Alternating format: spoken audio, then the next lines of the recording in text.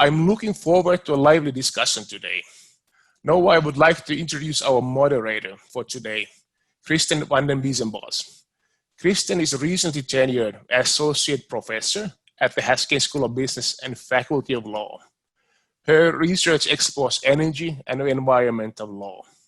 We are very lucky to have her online with us. Thank you, Kristen. Over to you now. Well, thank you very much, Urier. And thank you all of you for joining us here at our first virtual Haskell Hour. I'm very honored to be moderating the talk today. You're really in for a treat. I do apologize in advance for the fact that you all have to see my face so aggressively on your screens, but hopefully the talk is going to be so wonderful that you can overlook that part. And as we've been preparing for today's presentation, I've really been struck by the timeliness of this topic, particularly as we're taking our first steps to emerge from the pandemic with so many industries disrupted or imperiled, and with so many of us feeling uncertain about the future. We're very lucky to have two outstanding speakers today. Whitney Rockley is managing partner and co-founder of McRock Capital, a venture capital firm focused exclusively on the industrial Internet of Things. Rockley is a sought-after advisor on innovation strategy, having invested in high-growth tech companies targeting industrial markets for the past 20 years. In addition to being one of the few female founders of a venture capital firm in Canada, Rockley was also the first female chair of the Canadian Venture Capital and Private Equity Association. Rockley currently serves on the boards of several companies, and she's also a Haskell School of Business graduate, one of our own alums. And while she's still an Albertan at heart, she is now located in Toronto. Our other panelist today is Dr. Anup Shrivastava, PhD, the first Canada Research Chair at the Haskell School of Business. He's one of the foremost researchers on the evolution of knowledge economy and the rapidly changing landscape of business. He shows how the practice of management changes when knowledge-based companies like Apple and Google replace asset-intensive companies like Ford and Exxon to become the most valuable companies in the world. Beyond scholarly publications in top academic journals, he's published over 20 practitioner-oriented ideas in the Harvard Business Review, including one most recently on June 2nd. His work has been cited in the Wall Street Journal, Financial Times, The Economist, Forbes, and Barron's, and he brings to his research a unique lens with over 14 years of corporate experience, having worked as a banker, consultant, and a corporate executive in the United States and in India. So we do have the Q&A open, and we encourage you to type in any questions at any time. You can also use the chat window if you prefer. I feel like a lot of you probably have become very familiar with Zoom, so use whichever you feel more comfortable with. There are 3 times during this talk we're going to pause to answer your questions, and you can also upvote for questions you'd most like to see answered. And we may not be able to get to all of your questions today, but we are going to try our best. We also have a few polls that we might be doing as well. But to get our discussion started today, I'm going to go ahead and pass it over to Whitney Rockley. Whitney? Fantastic. Thanks so much, Kristen. And it's an absolute pleasure to be here. And as you mentioned, I am indeed very much an Albertan at heart.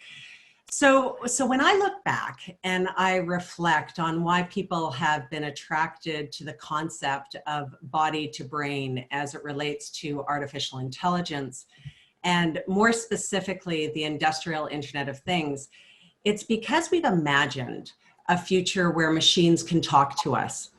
So imagine a world where industrial machines can tell us when and why they're breaking down, or what we can do to optimize their production. This kind of world obviously not only just saves us from things like unplanned downtime, it also makes for a safer work environment, and it gives us really creative ideas on how we can sell to our customers. We don't just need to sell tangible products anymore. So instead of selling boilers, you can sell uptime. So it's pretty cool to think of all the possibilities. But before machines are capable of communicating, we need to ensure that the body of that machine is built out. That is why industry has been working so hard to embed sensors so we can connect devices in order for us to finally hear them. So let's talk a little bit about the progress that we're making. For a 3rd year in a row, the compounded annual growth rate for sensors shipped has been below 100%. Not only that, but the compounded annual growth rate has actually dropped from about 95% to 85%, which shows us that the pervasiveness of sensors is now widespread in industrial machines. We're also seeing machine-to-machine monthly data soar above 100% CAGR for a third year in a row. This, in our opinion, means that machines are now talking to one another more so than ever before. And when you look at IoT security, it's no surprise that those figures are also on the rise. The other week, I was speaking to the chief operating officer at Red Bull, and it was a pretty fascinating conversation. I think as many people on this call know, the DACH region in Europe is known for being one of the highest quality manufacturing centers in the world. And Red Bull, which is headquartered in this region, has fully automated their processing plants. So imagine one plant with 12 high-speed lines that need to be monitored every second for quality purposes. You simply can't do that manually. It takes a lot of sensors. In fact, it takes 600 sensors per line. And the other thing that Red Bull has done is they've put in a really robust IoT database, which can watch, record, manage the production line in real time. So next, they're layering in analytics, which is the brain, to do real-time modifications and adjustments in an unsupervised way. And unsupervised just means there aren't people involved. It's doing it automatically. So pretty cool stuff. But the punchline is that the IoT body is largely built out. And so now the brain of the machine is capable of working. Anoop, I know you have many great thoughts on this topic as well. Thanks, Whitney. Thank you, Irio and Karen, for inviting me for this webinar.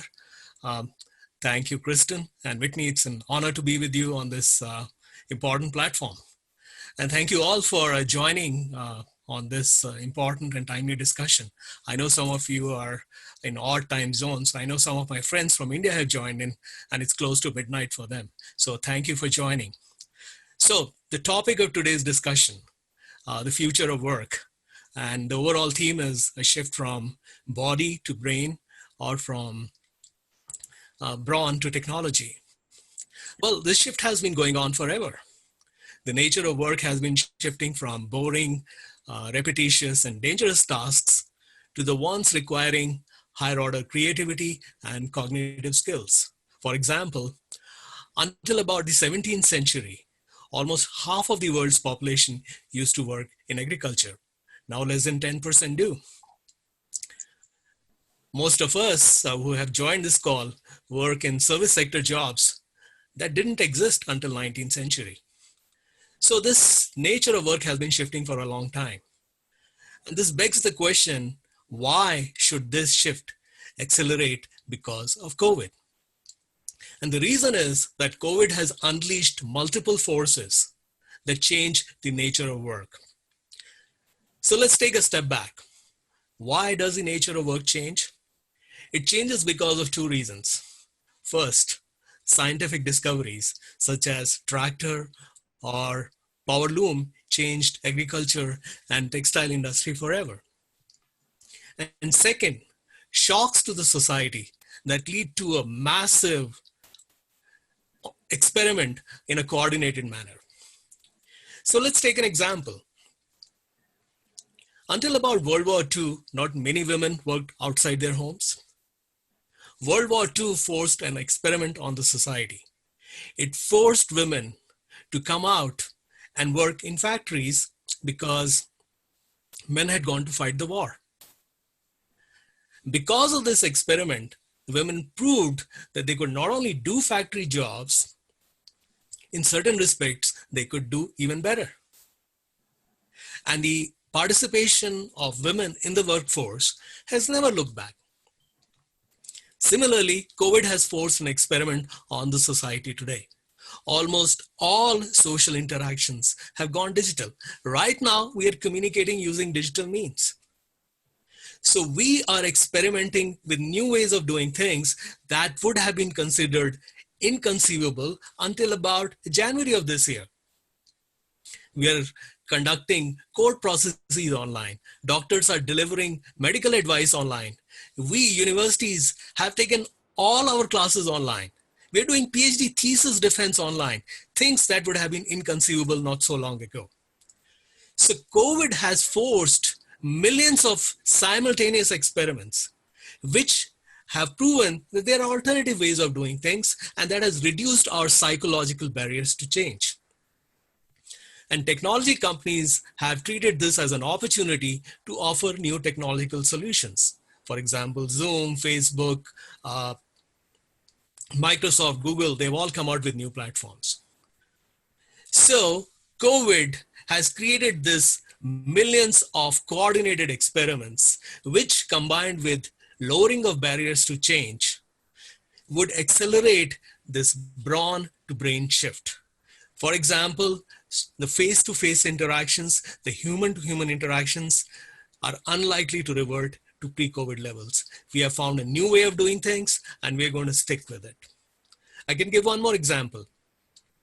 Spanish flu taught us two things. It taught the importance of social distancing, and it taught that an individual's health is the whole society's responsibility, not just that of an individual, because one sick individual can affect us all. Because of which we have forced many people today to stay at home, those who work in face-to-face settings. When they come back, and right now about 20 million people are unemployed between the United States and Canada. Many of these people, when they come back, they'll find that their jobs are either gone or they have been replaced by machines or AI. The society will have to find ways of upskilling them, of re-educating them, and redeploy them. That will further accelerate this brain-to-brain shift. So in summary, COVID has created an exogenous shock to the society. It has led to million experiments being blooming right now, which would accelerate the shift. So I'll hand it back to Kristen, whom I'm sure has many interesting questions to follow up. Thank you so much, Anup, and thank you, Whitney. I always think it's so fascinating, Whitney, when you tell me about Red Bull. I guess I just never really realized how far ahead of the game Red Bull is when it comes to switching over to sensors and sort of like this process of beginning to integrate humans into a system that also includes computers and the Internet of Things, and sort of seeing people as becoming part of this more holistic process instead of it just being people telling machines what to do. We're part of this new sort of system. So I think that's really interesting. Yeah, exactly, Kristen. I think you're spot on. I mean, it's a bit of an evolution, and Anup said it really well in his opening remarks, but I would say there's an acceleration that's happening right now, more so than ever before. So, automation obviously isn't new, but I think with the onset about a decade ago with cloud computing and big data and being able to do a lot of things cheaper and faster than ever before, it's just unlocked a lot of different opportunities and industries that have traditionally been a bit slow to adopt from a digital standpoint. Interesting.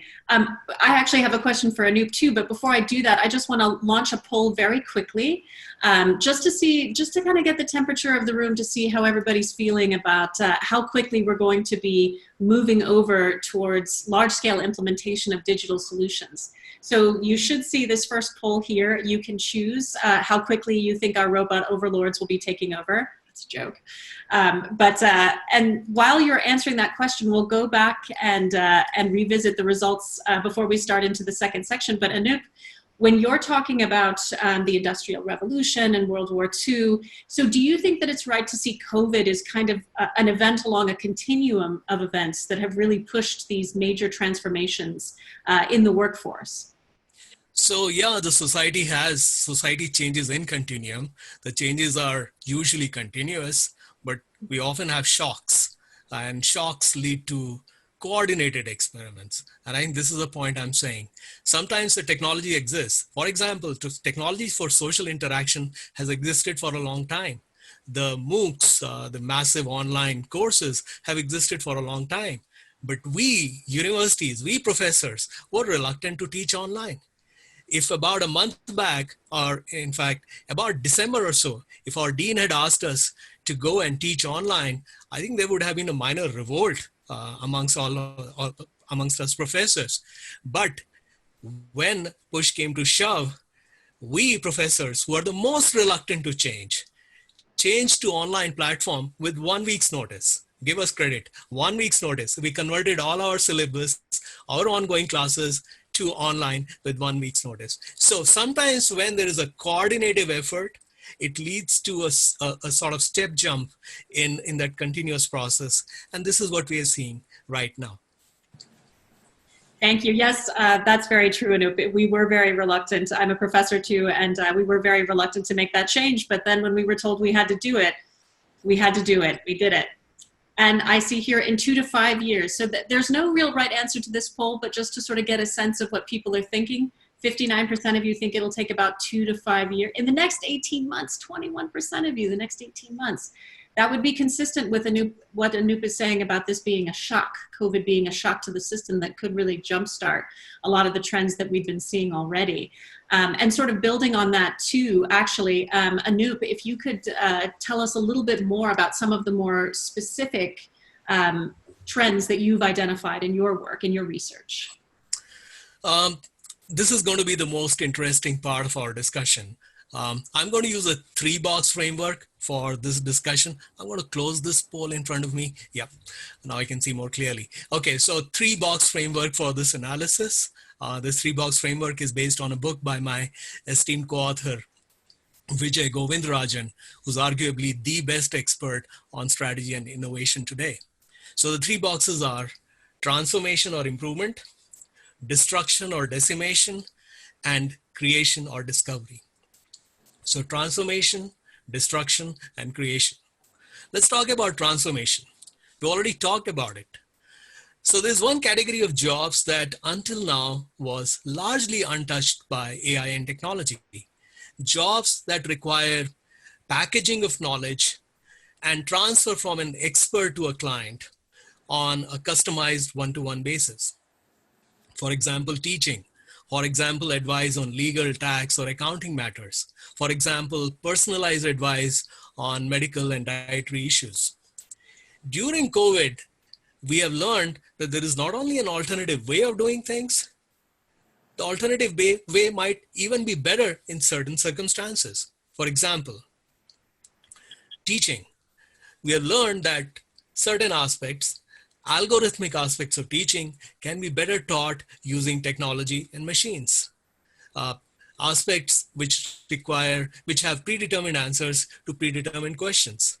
So students are better off learning algorithmic topics using immersive, interactive technologies, sitting at the convenience of their home, learning at their own pace, at the time of their choosing, instead of coming to a 400-seat lecture theater and listening to a monologue from a professor. I'm not saying University of Calgary teaches it that way, but at least some schools do. Now, if personalized knowledge transfer can occur using online platforms, then the expert providing that solution could be located anywhere in the world.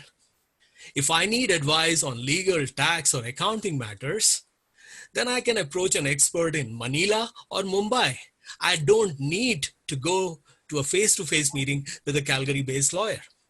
That means all the jobs that require personalized solution, knowledge transfer, but do not necessarily require human touch will be transformed forever. Whitney, I'm sure you have more interesting examples of technology transforming jobs. So look forward to some of your examples. Yeah, thanks, Anup. And I was kind of thinking about it. I'm like, I was writing it down. I'm like, algorithmic topics. And I'm like, I don't know, my brain could probably explode on it. I will say, I think for students, they're encountering such a whole new way of learning. And what we need to do is teleport a way so they could all socialize and party together, because I think that's what they're in desperate need of in this time. So we'll see. But yeah, we certainly are in a unique time. We do have Haskin Happy Hour. Are you aware of that? Every Friday evening? Yeah. I think I've got a 19-year-old that would love to join that Haskin Happy Hour. So let me know when it happens. but yeah, it is really fascinating stuff when you actually think about how disrupted, and as you know, Anoop, from our various discussions, the opportunities that come out from disruption.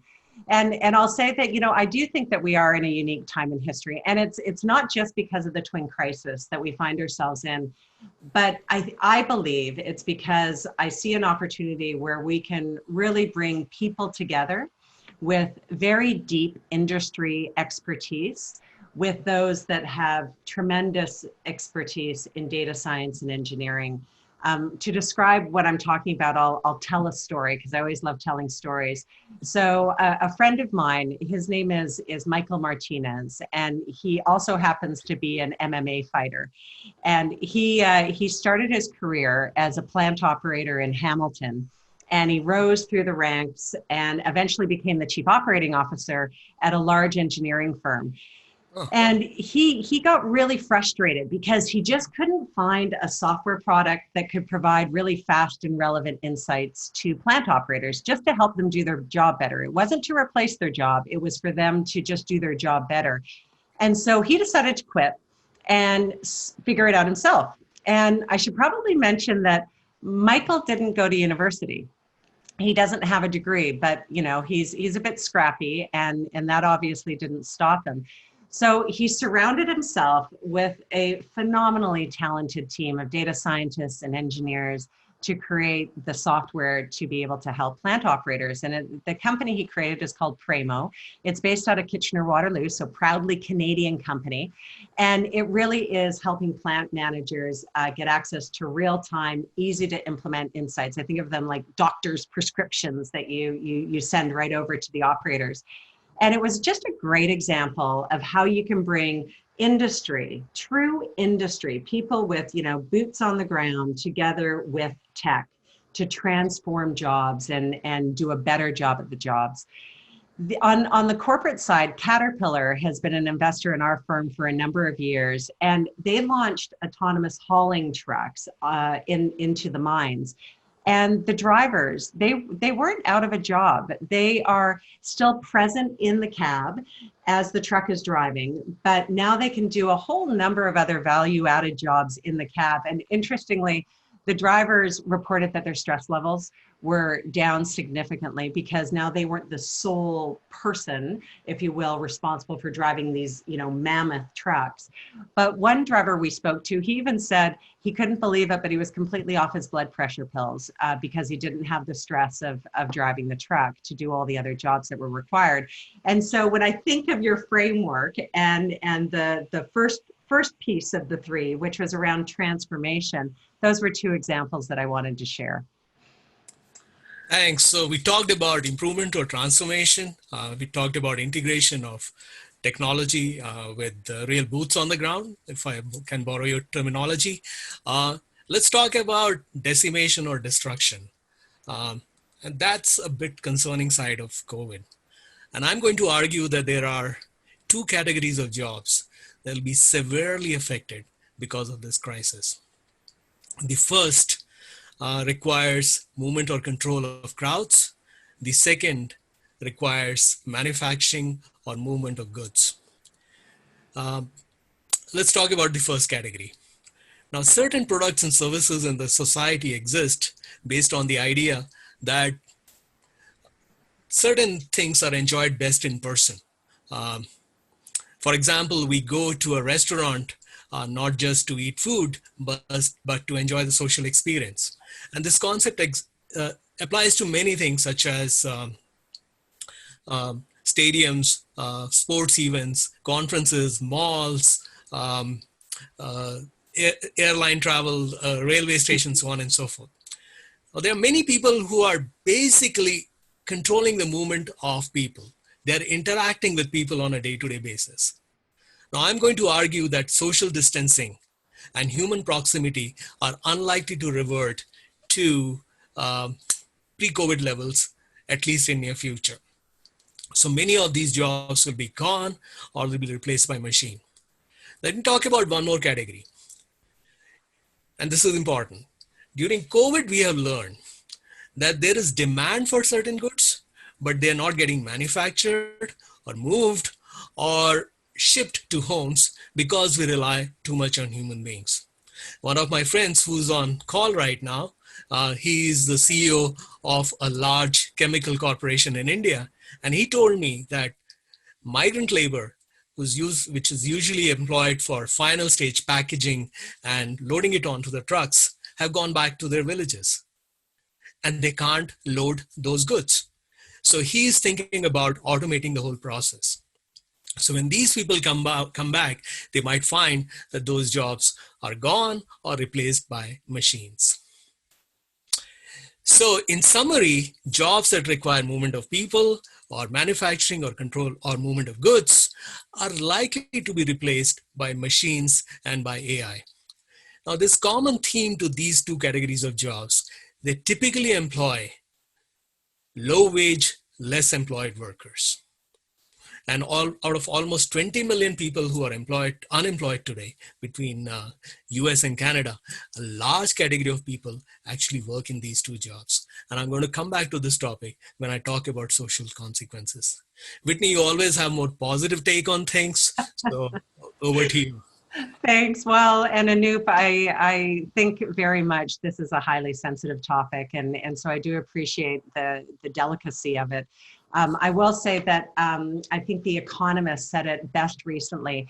We need to look at the current labor market, and the US jobs market report, especially from April, shows as many jobs being destroyed as were created in almost the entirety of the last decade. It's quite astonishing. It took the overall number of jobs back to the start of 2011. Very concerning.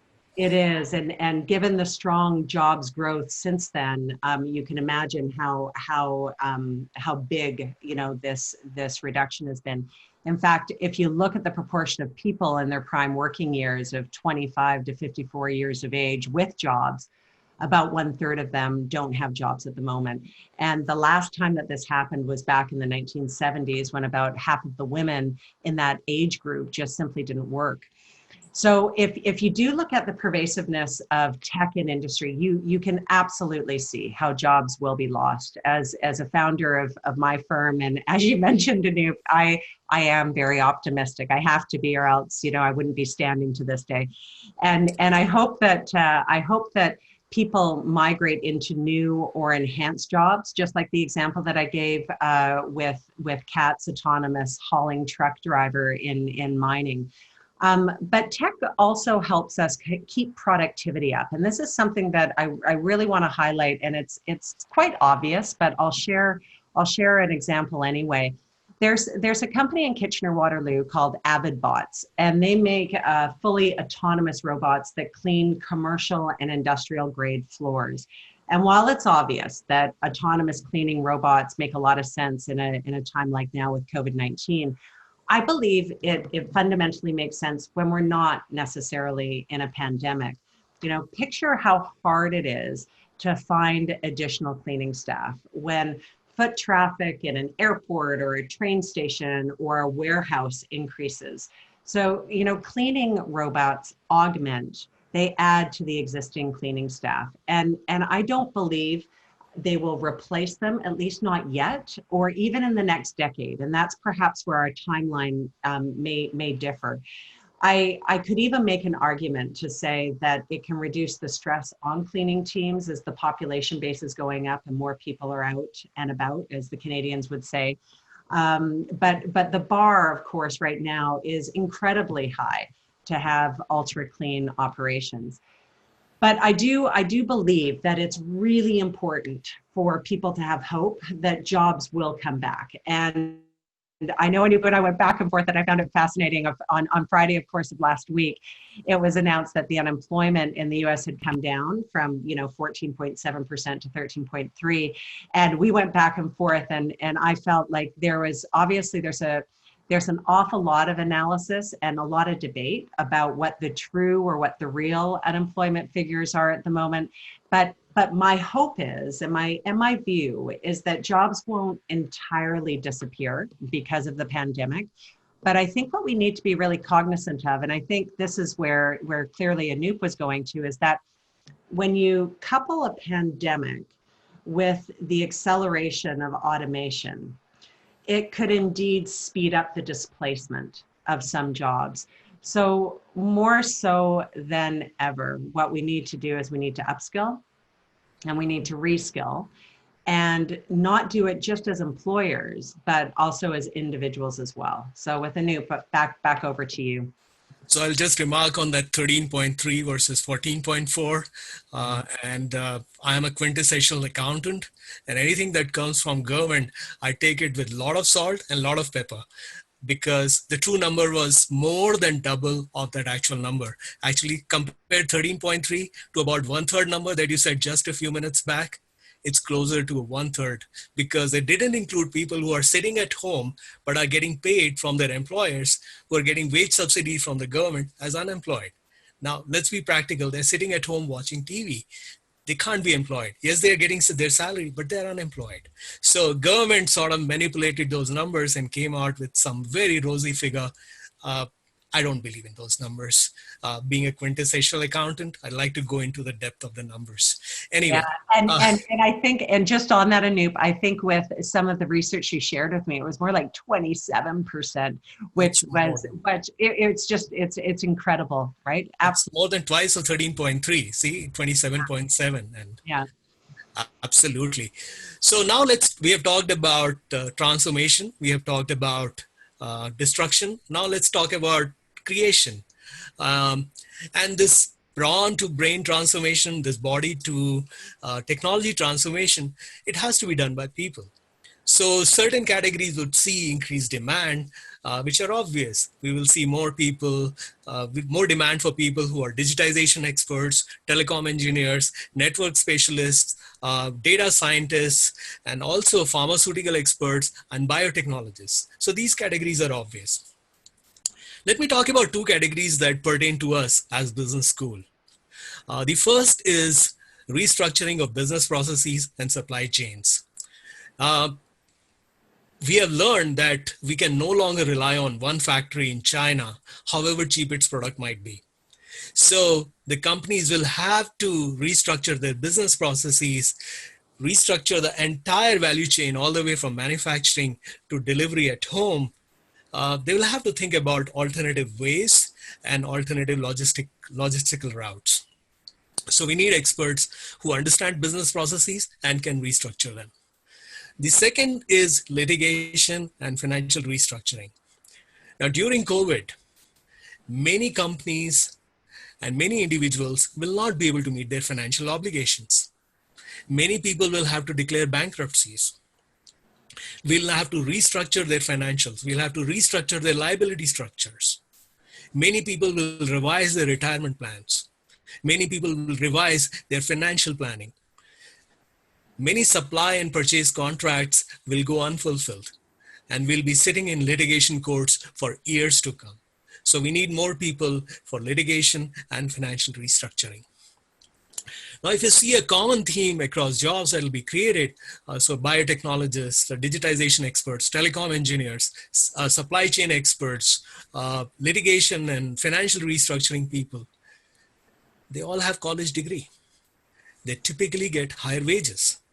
And compare it to the category of people who would lose their jobs, those who are controlling the movement of crowds and production and movement of goods. They typically employ low wage and less educated workers. So this is a bit concerning, and I will come back to this topic. But again, Whitney, you always have more positive take than me, so I'll hand it over to you. No, actually, Anoop, on this one, I think we're aligned. I think you said it really beautifully. And again, I want to reiterate for the audience some of my earlier remarks. Operators are desperately needed in tech companies. If you take one thing away from what I've communicated today, it is that the biggest gap we see as investors in the industrial IoT is the absence of operators. So obviously, tech entrepreneurs, they're really good at tech. They know how to make really smart software, but they need help establishing street credibility when they're talking to customers in the oil and gas, in the mining and the construction sectors.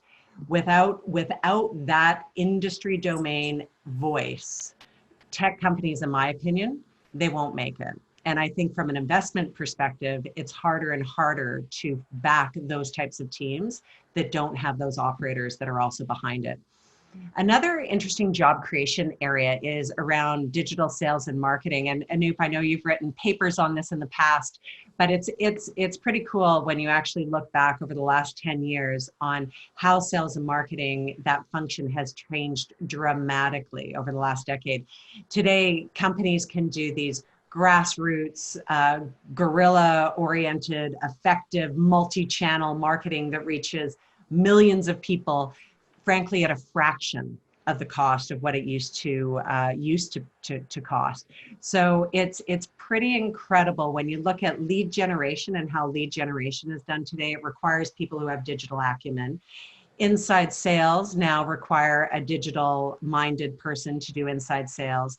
And the chief revenue officer, which in my view is the hardest position to fill in tech, needs to be able to bridge the divide between traditional industrial buyers and innovative digital ways to sell the solution that they have. So I always go back that all roads lead back to people who understand the industry in which a tech company is targeting as a customer. Without that, I promise you, the tech companies really will fall flat and they won't be able to get the traction without that domaining up of talent within their team. Actually, sales and marketing has become quite easy, and I'll tell you why. You have to impress just one algorithm in the world, and that happens to be Google.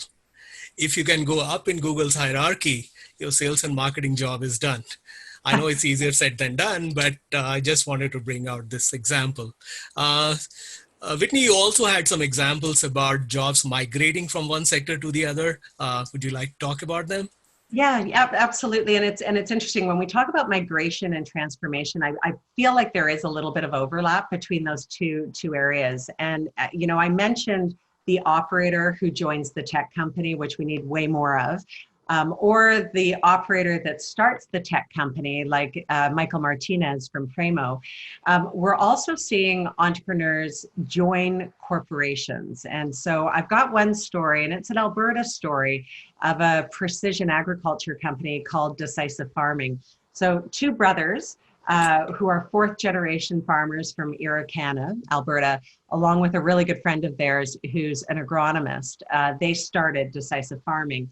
And they essentially just help farmers maximize their crop yields through a variety of digital techniques. And TELUS decided to acquire them in December of 2019. So only, six or so months ago, after acquiring a number of different ag tech companies.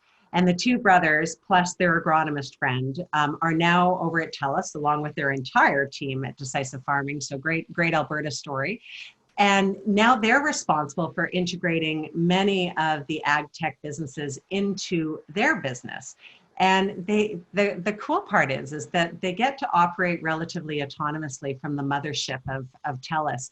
And they're having an absolute blast right now, which is always, to me, it gives me great pleasure when I can see entrepreneurs that make that journey to a larger entity and are still having a good time. You said decisive farming, right? Decisive farming. It always pays to be decisive. It is good. And to me, again, it's a great example of how corporations can become more innovative and more entrepreneurial at the same time. And if we look at kind of the bread and butter of Alberta being the oil and gas sector and the energy sector, I mean, clearly there's a playbook of what they do during economic downtimes that, is fairly defined. Obviously, there's dramatic cost cutting.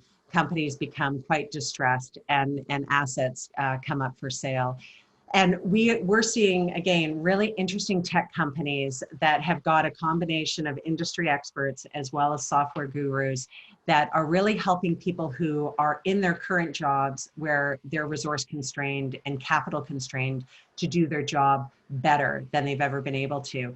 And there's one company in particular, and it's called ThoughtTrace. And ThoughtTrace is based out of Houston, Texas. ThoughtTrace. Yeah, thought, and I trace it, or I trace the thought. And it's probably better if you reverse it, where I I traced the thought. And the CEO, he took over from his parents. He served in the US Army. And when he got back after serving, he decided to take over the reins of the company so his parents could retire. And he's dramatically changed this company in the last 3 years. And imagine if you're a landman or your boss asks you to review tens of thousands of contracts over 2 to 3 days in lots of different jurisdictions to determine whether the land assets they want to buy are good and to understand what the risks are with those assets. Yeah, again, you can imagine that typically it would take a big team of lawyers and land experts and admin staff to scour through these tens of thousands of contracts. Well, at ThoughtTrace, their software, it automatically reads, it interprets, which is the key piece. It interprets what's in the contract and it extracts these critical provisions in highly, highly complex documents within minutes. And so I've heard time and time again from customers that'll say, not only does this make you look good, but now you can thoroughly understand the risks without an army of a team. So another example of how, again, our jobs are migrating and how technology can help us do our jobs a little bit better. Thanks, Whitney. I'll hand it over to Kristen. I think you have received some questions from the audience. I have. Thanks to both of you. I think what we're going to do, because we have a number of really excellent questions, I'm just going to put one to both Anup and Whitney now, and then hopefully we can get to the rest of them after sort of the closing thoughts here. There's a couple of questions here about universal basic income and social inequality widening as a result of increased automation. And I think we should put a pin on those because I know that that is something that Anup is going to talk a little bit more about. So maybe we'll get to those at the end.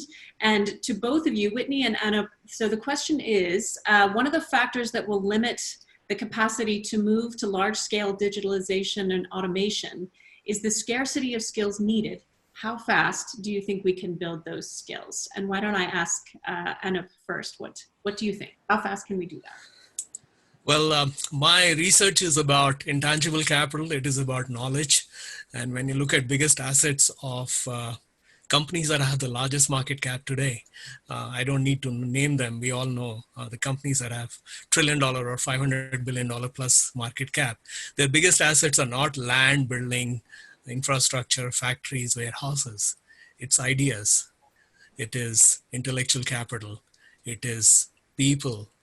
And the society will have to think about upskilling of people. So, focus more on creativity and higher order cognitive skills. And second is a controversial subject, which is immigration. United States for a long time had this H-1B program based on which they were able to attract the best talent from the world. And if you look at people who have created, if you go to West Coast in United States, many companies were actually created by immigrants. So yes, there is a shortfall. This is a real shortfall of the most important asset for these knowledge companies. So we'll have to A, create it in-house, and B, if required, import it from outside. Whitney, any thoughts on this? As usual, Anup, I always really admire your comments. I think you're right. We have to break down the borders and make it easier for talent to come to our countries. I also think that I was talking to BASF this morning, and I was having a fascinating conversation of how they were trying to take, again, operators that were working in their chemical warehouses to come up with ideas on what they can do from a supply chain standpoint to make things more efficient. And so it's ideation and talent attraction. And again, and I would imagine Haskell would love this, but it's also around the educational component of it and making sure that we can continue that educational piece. And if I throw my opportunistic hat, I'd say that in some ways, of course, we've got a major gap in skills right now in a number of different areas. If the university system can go online and offer the world-class education, I actually think we will see, again, an acceleration, if you will, in talent. And so the gap the gap is not as large. Now, we won't kid ourselves. The gap is always going to be, quite large for the foreseeable future. But that's kind of where my mind goes to, is let's try and think of ways that we can use technology to try and accelerate. Thank you. So I would like to now to just move into kind of our closing thoughts. I think that, Whitney, you have mentioned numerous examples from real life of people being able to utilize their existing skills and upskilling or reskilling into new opportunities. So I was wondering if you could tell us a bit more about the opportunities that you see. And then Anup, I know you also have some concerns and some potential pitfalls that you have identified as well. So I think maybe just to finish up, if you guys could just expand a bit on those two things, starting with you, Whitney. Sure. So Anup, do you want to do that? Do you want me to go first and talk about opportunities in crisis, or would you like to fire away first? I'm open. You know what? Let's end on an optimistic note. So I will talk about my concerns first.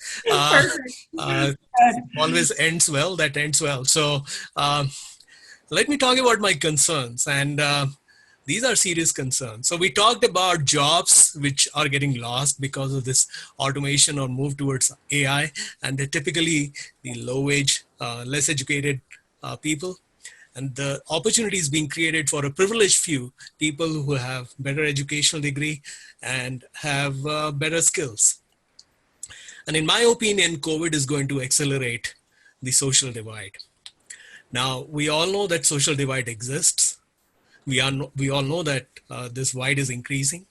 And I'm going to argue that COVID crisis is going to further widen the social divide. And I'm talking about social divide between rich and poor, between well-educated and not so well-educated. And importantly, this is a new thing that we have learned during COVID crisis, the gap between large corporations and small and medium enterprises. We know that market cap of large enterprises is back to pre-COVID levels. Actually, my retirement savings are all in stocks, so I'm happy about it. But let's think about small and medium enterprises. Half of them don't know whether they'll be viable when they come back or not. And we know that this is a serious issue. The lack of economic opportunities, the lack of the reduction in likelihood of going up in society. There is discontent in the society. This discontent can lead to rage, something that we are seeing in the United States today. It's all evident. Look at the number of young people marching on streets today. I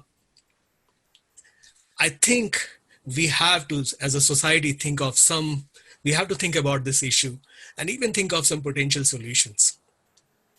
As this change gets accelerated, the social divide will increase further, and some potential solutions that we are unwilling to discuss today will need to be brought to the table.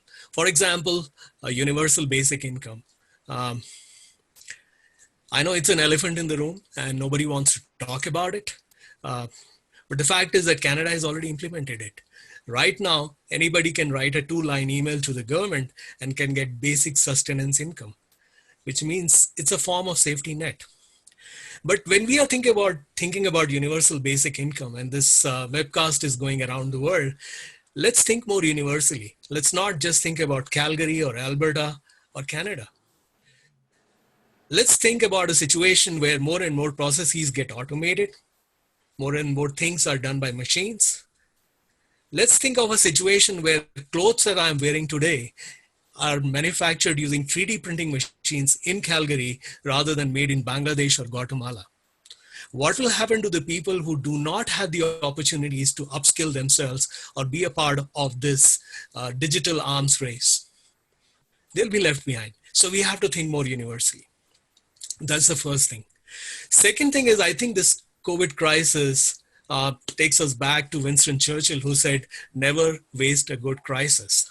And this is a good crisis to think about something that is very important for the society, especially in this body to brain or brawn to brain movement, which is lifelong learning, which is about constantly reinventing oneself every 10 to 15 years. The fact is that jobs that we are working in today, many of them didn't exist until about 20 years ago or 30 years ago. And our knowledge, our skills, our abilities are getting obsolete every 10 to 15 years. That means we have to constantly reinvent ourselves every 10 to 15 years. Currently, colleges and universities, which we rightly refer to, their model is let's shape the young minds. People get educated until about 20 or 25 years, and then they go and work for the rest of their lives. But now the need will be that they will have to keep on coming back to schools and colleges every 10 to 15 years. So the colleges and universities and the society and the private sector will have to think of ways by which we could make lifelong learning a part of our life rather than a one-time exercise at the start of our lives. In fact, again, going back to Winston Churchill, never waste a good crisis. After World War II, we had something called GI Bill. The World War veterans that came back, almost 7% of the population, 7% of the population was subsidized by the government to get university education. That number today is about 30 million. It's pretty close to the number of people who are unemployed today. So the society will have to think about how to address the re-education, the redeployment, and retraining of this chunk of population. I know I'm ending on a pessimistic and a not so positive note. Whitney, you always end on a positive note, so I'll hand it over to you now. You say that, but I think you were really optimistic there. I didn't think it was as pessimistic as I thought there. So that's good. So I'm recognizing the time, so I'm going to go through my closing remarks rather quickly. I just wanted to say that a lot of people have compared this crisis, of course, to previous ones. And as we all know, each recession, each downturn is tremendously different, but valuable lessons can still be applied if you look back. And we'll just show one fast slide. So Bain & Co. examined the last economic crisis and how companies were capable of pulling away from the pack during the recession of 08-10. And those that were truly prepared anticipate the downturn before it happens. And this time it wasn't hard to see that a correction was going to occur because we were long overdue, but we had absolutely no idea it was going to be a pandemic. Regardless, good companies that do put a plan in place before a downturn occurs are capable of maintaining their revenue while putting a hypervigilance eye to their earnings before interest and tax during the downturn. They continue to look for opportunities during a recession, and they closely manage their costs while growing their earnings. And before the recession is over, this is the most important part from this slide, they're able to accelerate their growth and pull away from the pack while others continue to struggle. And it's not just for large companies. It's happening in tech as well. Many of the smaller tech companies who are still small, but have cash and they've got good financial controls, they're being really opportunistic right now, and they're acquiring talent and they're acquiring other companies that can help them. So it is important, however, to point out that there are differences, of course, between this recession and the last one. In today's crisis, this is not about a lack of money. Government, banks, and financial institutions are robust, unlike where they were 10 to 12 years ago. The problem is, as Anoop points out as well, is that people just aren't spending like they have because many, of course, have lost their jobs and they are simply staying put.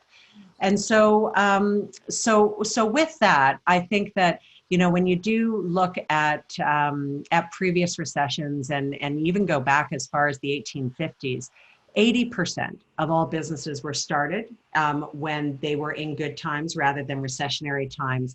But many impressive companies have been started during a recession. Think about Airbnb and Alibaba's online shopping mall. Those are two recent examples of where they've done really well. So in closing, I'll just end with one fast story, and it's of a man, and his name is Maurizio Pizzuoli. And he started a company in the crash of 2000-2001, which I think many of us can remember.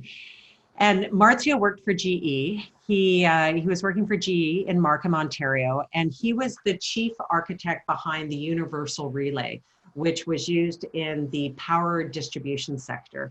And Maurizio and his parents, they immigrated to Canada when he was a young boy.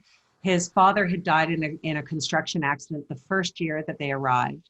His mom worked in a factory, never missing a single day of work for 19 years. She literally saved money in her mattress so Marzio could go to university and one day become an engineer, which he did.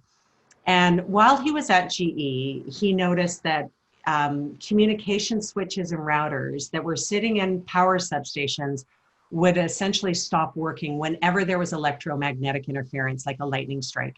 And he was shocked that companies like Cisco hadn't created a ruggedized switch.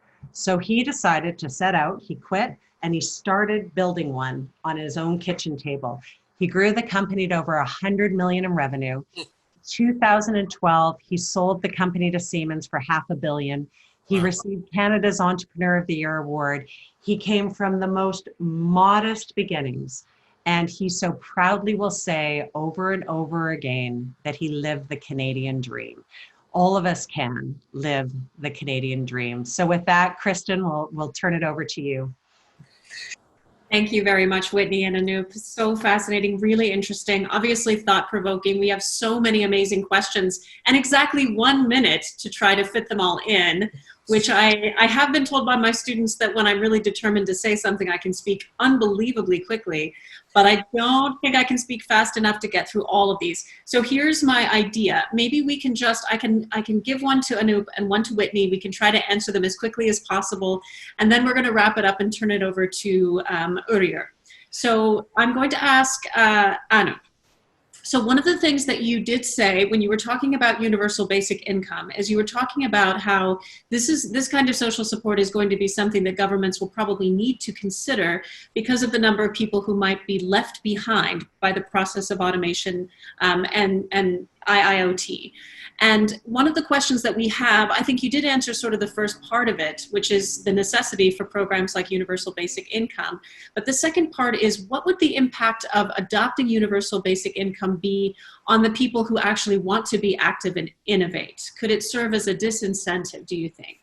If it was possible not to do that, to take those ideas and run with them, if you know that you can just take your universal basic income instead? Absolutely. There are some downsides to it. So if people can get their sustenance income, what's the incentive to innovate? And I do research on compensation also. And there's this tournament theory in compensation where an NBA player gets millions of dollars and a league just below NBA, they're not even able to pay their rent. And the whole idea is to force people to work hard to reach the NBA level rather than stay behind. But the fact is that many people today, it's not that they don't want to work. It's the fact that technology is shifting so fast that they neither have the time to catch up, nor is there an opportunity. Look at cost of college education in the United States. It is about $300,000 to get an undergraduate degree. How many people can afford it? So at this point is absolutely valid, but we need this to at least have some sense of stability in the society. Otherwise, it will lead to rage and a lack of stability. Over to you, Kristen. Thank you. And for Whitney, I have a quick question for you. Is it fair to say that humans are the most flexible resource? And if that's true, is there a danger for enterprises to lose that flexibility by going deeper into the Internet of Things? Oh, that's a good one. Oh my goodness. Yeah. Yeah, there is a danger on the flexibility, if you will, if you lean more on machines and less on people. I think the key is trying to find a balance. I find it fascinating. We, of course, invest in robotics companies, and we look at a lot of different robotics companies, and everybody's on this quest to find the perfect robot that acts and thinks exactly like us, and it doesn't exist, right? And perhaps we get there, but you lose that flexibility. And so I think, yeah, I tend to agree with the person who's asking that question. You need to balance out the people, the brain and the people, and the brain and the machines. Thank you, Whitney. We have so many other great questions. And so what I think we're going to try to do is save the questions and have Anoop and Whitney answer them later on Haskell & Hour's website, if that's something that they're amenable to doing. And in the meantime, I want to thank everyone again for joining us for this amazing Haskell Hour on the future of work and the transition from brawn to brain. And with that, I'm going to thank our two panelists, Whitney and Anoop, and turn it over to Uriah for our official sign-off. Thank you again. Well, thank you everyone for joining us today for this wonderful discussion. We had close to 300 participants in Calgary, in Canada, and abroad. In today's discussion, I was particularly struck by the discussion on immigration. This is a huge opportunity for Canada when the United States is in turmoil. We have now an amazing opportunity to attract global talent to this country and make a huge leap forward in our innovation activities. And I will be continuing to think about the Red Bull and 600 sensors in the weeks to come. Who knew? I had no idea about that Red Bull had so many sensors. We'll be hosting our next Haskell Hour in the fall, so keep an eye on your inbox for your invitation. And I would like to remind you that we will be sending you a survey about your opinion about this Haskell Hour. So please fill it and return it to us. And finally, I would like to thank our excellent speakers, Whitney, Anoop, and Kristen. Thank you so much. This was a wonderful, wonderful hour. Thank you. Bye-bye.